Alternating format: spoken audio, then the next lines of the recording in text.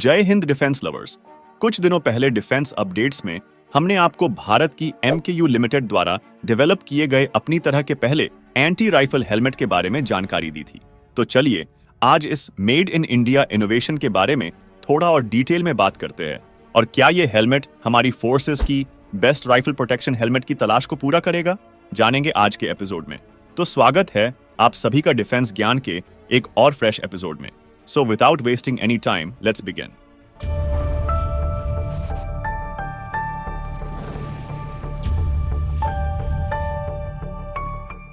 Historically, AK-47 Indian armed forces के लिए हमेशा से एक बड़ी चुनौती रही है और इनके फायर से हमारे सोल्जर्स को एक इफेक्टिव प्रोटेक्शन सिस्टम प्रोवाइड करना हमेशा एक महत्वपूर्ण जरूरत भी रही है। ये इश्यू अर्ली 1990s में काफी ज्यादा स्पष्ट रूप से सामने आया था जब इंडियन मिलिट्री के सोल्जर्स को जम्मू कश्मीर में उभरने वाली इंसर्जेंसी से डील करने के लिए डिप्लॉय किया गया। उस टाइम हमारे ट्रूप्स के पास थे मॉडल 1974 फाइबर ग्लास हेलमेट्स जो दिखते तो बहुत स्ट्रांग थे, लेकिन दुश्मन की बुलेट्स और स्प्रिंटर्स के खिलाफ पर्याप्त सुरक्षा नहीं देते थे। फिर इसके बाद मेजर जनरल VK दत्ता ने डिजाइन किए बुलेट प्रूफ पटका, जो कि एक इम्प्रोवाइज्ड कॉस्ट इफेक्टिव सोल्यूशन था और ये आज भी जम्मू कश्मीर में काउंटर इंसर्जेंसी ऑपरेशंस के दौरान इस्तेमाल होते हुए आपको दिख जाएंगे। पटका हेलमेट्स कैनवस में रैप्ड आर्मर्ड स्टील की सर्कुलर शीट से बने थे और ये बुलेट्स को रोकते जरूर थे, लेकिन बुलेट हिट के इम्पैक्ट को रिड्यूस नहीं कर पाते थे और अक्सर रिबाउंड की वजह से पास के सोल्जर के लिए भी खतरा बन जाते थे। इसके बाद से इंडियन आर्मी ने हाई रिस्क थ्रेट के चैलेंजेस को काउंटर करने के लिए कई सारे प्रयास किए। इस बीच ऐसे कई सारे इंसिडेंट्स हुए जिन्होंने इंडियन सोल्जर्स के लिए सुपीरियर प्रोटेक्टिव गियर की जरूरत का एहसास हमेशा दिलाया, जैसे कि इन्फेमस 2611 मुंबई अटैक जिसमें मेन वेपन AK-47 ही थी। इसी तरह से 2016 उरी अटैक और मोस्ट रीसेंट मणिपुर में जब करीब 700 आर्म्ड इंडिविजुअल्स ने इन्फाल में पुलिस कैंप पर हमला करके एडवांस वेपन्स को लूटने का प्रयास किया था और जो वेपन लूटे गए उनमें AK-47 राइफल्स भी थी। और ऐसे कई इंसिडेंट्स हैं जिनमें AK-47 बड़ी चुनौती साबित हुई है। अभी के जो अधिकतर हेलमेट्स हमारी फोर्सेस इस्तेमाल करती है तो वो इनिशियली 9mm के राउंड को रोकने के लिए डिजाइन हुए थे, लेकिन वो आतंकियों द्वारा इस्तेमाल किए जाने वाले AK-47 जैसे वेपन के फायर को रोकने में ज्यादा सक्षम नहीं है। 2018 में इंडियन आर्मी ने करीब 1,58,000 बैलिस्टिक हेलमेट्स के लिए MKU से ऑर्डर्स प्लेस किए थे, जो कि भारत के लिए हेलमेट्स का 2 दशक में सबसे बड़ा ऑर्डर था, जिनकी डिलीवरी 2020 तक कर दी गई थी। लेकिन ये हेलमेट्स 9mm की प्रोटेक्शन वाले थे और इस वजह से वो AK-47 के पावरफुल राउंड के सामने इनसफिशिएंट साबित हुए, जिसके बाद मॉड्यूलर सेरामिक प्लेट के साथ नया सॉल्यूशन लाया गया ताकि हैवी राउंड से प्रोटेक्शन मिल सके। लेकिन ये भी केवल एक इंटरिम सॉल्यूशन था। फिर बाद में इंडियन आर्मी ने अपने सोल्जर्स के लिए एडवांस्ड बैलिस्टिक हेलमेट्स की खरीद के लिए RFI जारी करी, जिसमें ऐसे हेलमेट्स की रिक्वायरमेंट बताई गई जो 10 मीटर की दूरी से फायर की गई 7.62 into 39 mild steel core bullet से भी सुरक्षा प्रदान कर सके और जिसका मिनिमल बैक फेस सिग्नेचर हो और इसमें एक्सेसरीज भी माउंट हो सके जैसे night vision, torch etcetera.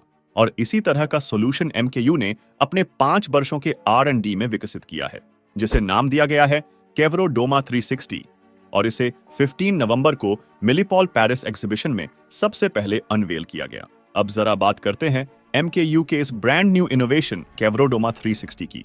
MKU दावा करती है कि उनका यह हेलमेट दुनिया का अपनी तरह का पहला एडवांस एंटी राइफल हेलमेट है जो AK-47 जैसे वेपन के 5 पावरफुल राउंड्स को झेल सकता है। इसकी टेस्टिंग के दौरान AK-47 के 7.62 into 39mm के 5 राउंड्स अलग अलग पोजीशन पर फायर किए गए थे, फ्रंट, बैक, लेफ्ट, राइट और क्राउन पर। और इस दौरान इसने अपने नाम के अनुरूप 360 प्रोटेक्शन दिखाई। केवल AK-47 ही नहीं, बल्कि ये हेलमेट M80 नेटो बॉल और M193 राइफल बुलेट से भी प्रोटेक्शन दे सकता है, और वो भी बिना एडिशनल आर्मर के। MKU के मुताबिक ये दुनिया का पहला और अभी तक का एकमात्र बोल्टलेस एंटी राइफल हेलमेट है। इसमें कोई भी बोल्ट या मेटल पार्ट इस्तेमाल नहीं हुआ है। बता दें कि जब हेलमेट में बोल्ट रहते हैं तब अक्सर इस बात का खतरा रहता है कि अगर इम्पैक्ट ज्यादा हुआ तो वो बोल्ट सोल्जर के स्कल को पेनेट्रेट करके एक सीरियस इंजरी दे सकता है। लेकिन अभी तक बिना बोल्ट वाले कोई भी राइफल रेटेड हेलमेट्स नहीं बने थे, इसलिए केवरोडोमा 360 पहला बोल्टलेस राइफल रेटेड हेलमेट है जो कि स्टैंडर्ड हेलमेट की तुलना में 40% ज्यादा प्रोटेक्शन देता है। इसके अलावा ऐसा पहली बार है जब कोई एंटी राइफल हेलमेट 20 mm से कम का बैक फेस सिग्नेचर को मेंटेन कर सकता है और वो भी AK-47 बुलेट से, अगर उन्हें 10 मीटर की दूरी से ही फायर क्यों ना किया जाए। जिन्हें नहीं पता है उन्हें बता दे कि बैकफेस सिग्नेचर एक ऐसा तरीका हुआ जिसके माध्यम से किसी भी प्रोटेक्टिव हेलमेट के अंदर के डिफॉर्म और इंडेंट्स को मेजर किया जाता है जब भी उस पर हाई एनर्जी बुलेट का इंपैक्ट पड़ता है।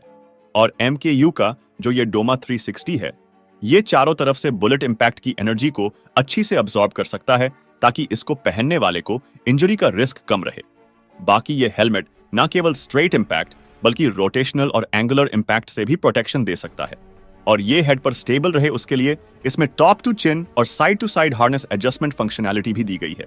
इसका वेट 1.45 किलोग्राम से शुरू होता है और अलग अलग एक्सेसरीज जैसे कि night vision, torch, mask etcetera, तो इनको इजीली माउंट करने के लिए इसमें MKU का मैक्स सिस्टम है। इस बात में कोई संदेह नहीं है कि आर्मी का जो एडवांस हेलमेट वाला टेंडर है उसमें MKU का ये केवरो डोमा 360 फ्रंट रनर हो सकता है, क्योंकि इसमें वो सारी कैपेबिलिटी है जो RFI के मुताबिक इंडियन आर्मी को अपने हेलमेट्स में चाहिए। और प्राउड करने वाली बात यह भी है कि इस तरह का हेलमेट पूरी दुनिया में सबसे पहले एक भारतीय कंपनी ने बनाया है। बाकी उम्मीद कर सकते हैं कि निकट भविष्य में केवरो डोमा 360 हेलमेट्स हमारे सोल्जर्स को प्रोटेक्शन देते हुए हम देख सकते हैं। और ये देखना भी काफी दिलचस्प रहेगा कि आर्मी के हेलमेट्स वाले टेंडर के लिए और कौन सी कंपनीज अपने प्रोडक्ट सामने लाएगी। बाकी अगर आपको इंडियन आर्मी के बुलेट प्रूफ हेलमेट की हिस्ट्री पता करनी है तो ऑलरेडी एक वीडियो हमारे चैनल पर उपलब्ध है जिसका लिंक डिस्क्रिप्शन में दिया गया है। और इसी नोट के साथ वीडियो को एंड करते हैं। उम्मीद है आपको एपिसोड पसंद आया होगा, तो वीडियो को अपना कीमती लाइक देना ना भूले और ज्यादा से ज्यादा शेयर करें ताकि सबको पता चल सके किस तरह से भारत का डिफेंस सेक्टर आत्मनिर्भरता को प्राप्त कर रहा है। हम जल्द ही मिलेंगे नए एपिसोड के साथ। तब तक के लिए जय हिंद, जय Bharat. Use headphones for better experience. 1962 में हुए भारत चीन युद्ध के कई किस्से आज भी जीवंत हैं।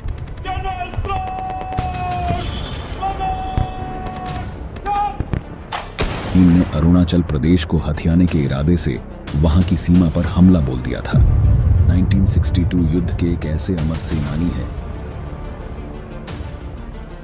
चीन ने 20 अक्टूबर 1962 को भारत पर दो तरफा हमला किया। एक और यह सरकार के लिए डिप्लोमेटिक शॉक था।